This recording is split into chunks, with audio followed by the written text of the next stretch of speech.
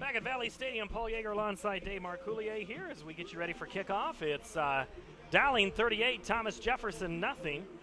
Dave, that was a pretty impressive performance by the Maroons, or would you say there's, as Coach Wilson would say, we still didn't execute good enough? You know, I would agree with him. It's definitely an improvement. Thomas Jefferson, though, is not the quality of ball club anywhere near what Valley was. Things are going upwards, though. They're getting better. You look at those statistics, and holy cow, Dowling Catholic just complete domination, 304 yards to -6. And, the best part about this, Paul, is you're going to get to see an awful lot of reserves. Young quarterback down there warming up right now, and you're going to get a lot of kids that get a lot of playing time, which is awful valuable for this team. And that is the freshman, I believe, that's warming up. We will see him in the old Connor Brevard number in just a little bit. Good kickoff by Thomas Jefferson, goes into the back of the end zone over the head of Alex Heckman. And let's go down to the sideline and check in with Brian Morris. Brian? Yeah, Dave Marcoulier, you are right. We are going to see a lot of reserves playing here in the second half. One of the things, this wind has picked up. It's probably about 20 miles an hour now, gusting. Back up to you. This is Julio Iglesias on the sideline. Hey, you sing wonderfully. I love your concerts. Don't change a thing. Brian Morris on our sideline, 38-0. The Maroons lead as we begin quarter number 3. Maroons have the football, 1st and 10 from their own 20-yard line after the kickoff. Anthony Denkinger gets in at quarterback. Yep, and we'll get into a little bit of his story here. The senior hands off up the middle. So we're going to pretty much see a complete new host of guys, and so Dave and I will try to get everybody in. The first carrier is Harrison Farrell. I'm going to have to put my glasses on for this one, Paul. This is going to be a challenge trying to get all these numbers and everything, but we'll get her done. We have a continuous clock here in the second half, and so things will move. The only time that the ball will or the clock will stop is a change of possession and an occasional penalty. Denkinger is under center for the Maroons. Reed Flood is in front, and it's Farrell gets the call, darts it to the outside, still on his feet, 40, 45 across midfield, still down all the way to the 40-yard line. A touchdown-saving tackle, Mike Spite. Ho-ho! Little speed there from Harrison Farrell. An awful lot of speed. And I tell you what, some nice blocking down there by the lineman for Dowling Catholic. I believe that was Jake Kervin, who I saw pull from his backside guard, get a beautiful kick-out block on Thomas Jefferson. Ball is in the TJ territory in front of us. The Maroons going left to right in their home maroon uniforms tonight. And those home uniforms are crunching them out of victory tonight. Denkinger under center, 2-step drop, throws to the right side of the field. Left side of the field, caught by Hawk. Hawk moves left, goes right. Denkinger is the backup quarterback, and any Cardinal fans listening are very familiar with the Denkinger name. His uncle was the umpire in the 1985 World Series that made the call at first base that some would say was the blown call, ruined the World Series for the Cardinals, and the Royals went on to win. But even as a Cardinal fan, Dave, I can say the Cardinals still had Game 7, and they blew that by, 15-0. So Denkinger is under center again for the Maroons. He is marching those Maroons 1st and 10 from the 27-yard line. It's a handoff up the middle to Flood. Reed Flood takes it, puts his hand down to the 20, 15, still turning his feet all the way down to the 15-yard line. Good running by Reed Flood. All I have to do, Dave, is just keep saying Flood. There's been a flood of floods over the years. There are a lot of them. That was the inside trap play, Paul. Nice run by the fullback. I tell you what, the second-string backs and quarterbacks are in with the first-string line, and you always want to do that just to get them some reps in with the first-string line. And you give them a fair shake because Absolutely. There's as many, and when you talk about line, then it'll be a penalty on the Maroons. Let's check in Brian Morris down on the sideline, find out what's happening with him. Brian? You know, Dave, that's the point I was going to make. You want to give these kids a chance, an opportunity to play against that first-string line, and they're doing a good job. Reed Flood did a great job. He faked to the left, found the hole that was opened by Barkley, and just took it, and nice run by Reed Flood.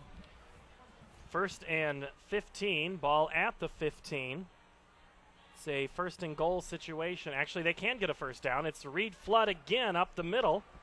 Flood then fades to the right. Actually, scratch that. The ball carrier was Harrison Farrell, the junior. So, in reality, Dave, these guys, too, are playing for playing time, too. Oh, absolutely, and that's why they want to see the quarterback and the running backs in there with the first-string line, because they want to see how well they can get their reads. They're trying to read just like the first-stringers are, find those holes and see how well they can do. 2nd and 9. They can get a first down at the 1. It's a handoff to Farrell. It was the second one through, and that was a blown-up play. Good defensive pressure by TJ. One of the last guys getting off the pile was Dewey Sullivan. Dewey's kind of been all over tonight. He's a workhorse for that TJ team. Yeah, they came with a stunt there, kind of a missed block by the Dowling lineman. Not much of a gain, brings up 3rd and 10. Dowling Catholic High School football on 1150 KWKY, streaming on KWKY.com and webcasting at dowlingcatholic.org, is brought to you in part by Jethro's Barbecue, Mike McCree, Big Red Q Quick Print, and Midwest Mattress. 3rd and 9 from the 10. Dankinger rolls to the far side, keeps it, runs 10, and hit at the 8-yard line. He was going to run that the entire time, but just couldn't get outside enough, and the tackle is made by Alex Henke.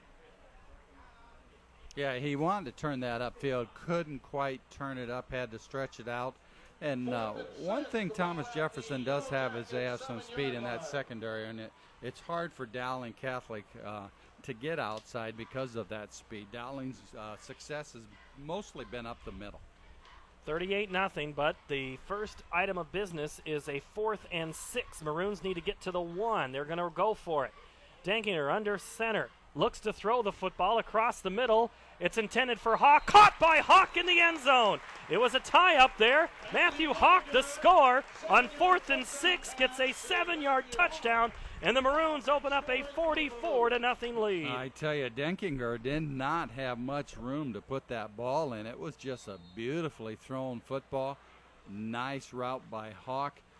Good touchdown for Dowling Catholic. 7-yard TD pass goes Dankinger to Hawk, and the Maroons open up a big lead here with 6:34. That extra point is no good. That I don't even think was on the tee or on the ground when he tried to kick the ball. We'll take a break. Maroons lead 44-0 with 6:34 to play in the 3rd quarter. You're listening to the official radio station of Dowling Catholic Sports, 1150 KWKY. Just getting to retirement can seem a pretty daunting task. So at The Principal, we have many ways to help plan for the future, from simple tools to get you started to many innovative financial products. And since we're a leader in the financial services industry, we also know how to help make the whole process a lot less confusing. Find out how we can help you get where you're going. Visit us online at principal.com/Midwest. The Principal Financial Group will give you an edge. Home Office, Principal Life Insurance Company, a member of the Principal Financial Group, Des Moines, Iowa, 50392. When it comes to keeping it clean, there's no substitute. Make Capital Sanitary Supply the quarterback for all your sanitation and janitorial needs. Riding scrubbers for carpet and hard floors, bio-based products, hands-free dispensing systems, laundry programs, decorative waste and storage containers, green cleaning solutions, odor and chemical management, plus equipment rentals, just to name a few. With a full line of parts, the Capital Sanitary Service, Sales, and Customer Service departments will get you back in the game in no time. Please call 515-244-4291 or visit on the web at capitalsanitary.com. Carrying God's message to the heart of Iowa, 1150 KWKY, Des Moines. Back at Valley Stadium, gorgeous night for football. The lights full effect. It's pitch black dark around the stadium. It's all lit up, seen for miles here. Seeing a game that's clearly in favor of the Maroons, 44-0. Paul Yeager alongside Dave Marcoulier, Brian Morris here from a starting to empty out Valley Stadium. Left-footed kicker for the Maroons gets it back to the 10-5, and it's into the end zone for a touchback. We'll go down to the field, check in with Brian Morris. Brian? You know, guys, it does look like a lot of second-string defenders are coming in, and Coach Williams had the second-string offensive line. They'll be going in next series as well. So, again, a lot of reps for a lot of different kids this evening. And we may see a new quarterback, not necessarily this series, but Brian, you'll try to find out who that new number 10 is. I know who it is. I think you know who it is, but you'll check that out in a little bit. 44-0. The ball comes to the 20-yard line for Thomas Jefferson. They have the ball 1st and 10. They still have their starting lineup. It's their first possession of the second half. 5 minutes to play in the third quarter. It's a fake to the left, and it's a run to the right for Michael Wallace. And Wallace gets up 6 yards to about the 26-yard line. Pickup of 6 on that play. Wallace was running it. Wallace has been getting a lot of carries for an offense that spreads 4 guys out to run the ball, or to catch the ball, Dave. Yeah, we'll try and get these new numbers as we can. Michael Gelati in on that tackle that time. Michael getting some action at cornerback. Want to let you know that the Royal fans, when I was talking about Denkinger earlier, they remember the World Series in 1985 very fondly. I understand that, Billy. It's a very good series. That's the Royals have won the World Series more recently than the Cubs have. I hate to say that. Pass is complete for Mike Spite.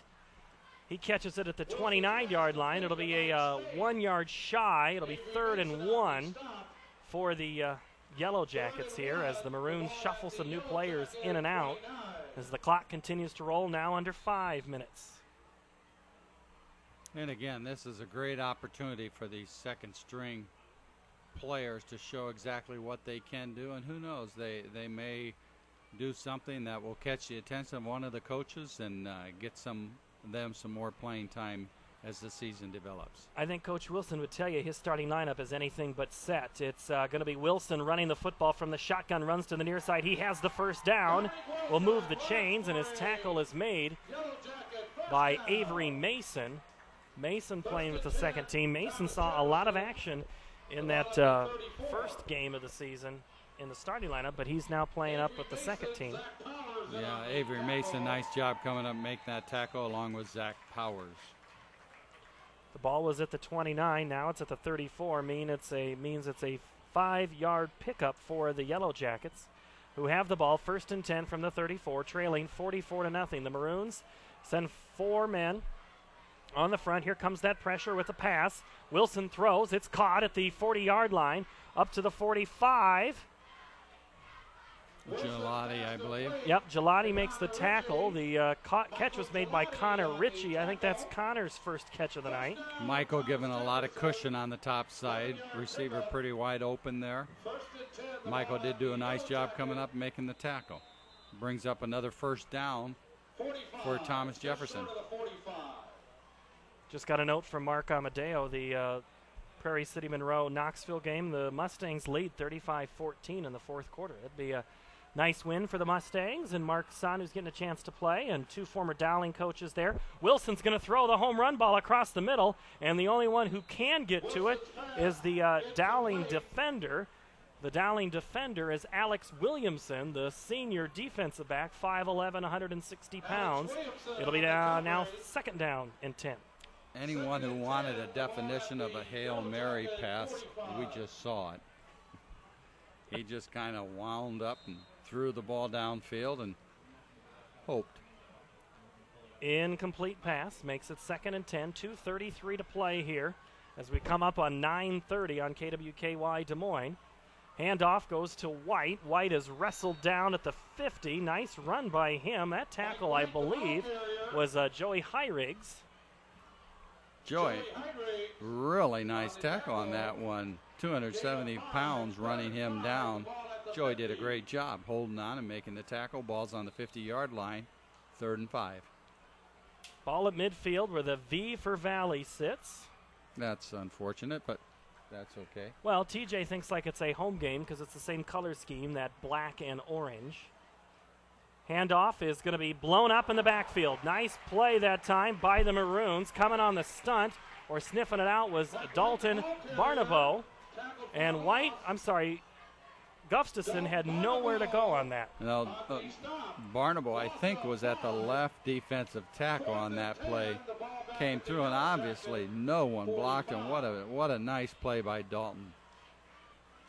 So you're seeing those guys, they're fighting for playing time. It's, I think Monday's practice was rather difficult, and it certainly sent a message to a lot of the players. And I think these second stringers clearly see their opportunity right now.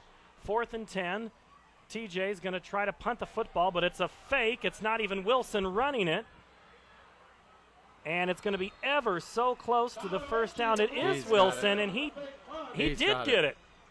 Yeah, you could see that fake coming all the way, and no one was on the top side for Dowling Catholic, and he picked up the first down without much trouble at all. Let's go down to Brian Morris, who's standing at midfield for this report at 44-0. Here as we get up ready for the last play of the third quarter. Brian? A couple good plays there by Dalton Barnwell. As you guys said, he did a nice stunt, was crossing from left to right, hit the running back, and before that, number 77, Jerry Hyriggs, just as you said, Dave, he ran that defender or the running back down, made a great play. So again, a lot of these guys getting their opportunities. First time in several minutes. The handoff is kept, or it's a fake handoff. Wilson faked left and ran right, then cut back up towards the middle and get all the way down to the 25-yard line. Pickup of almost 20 yards on that play. A lot of missed tackles on that play. Finally making a touchdown-saving tackle probably was Zach Powers. As that is the end of the third quarter with the Maroons leading 44.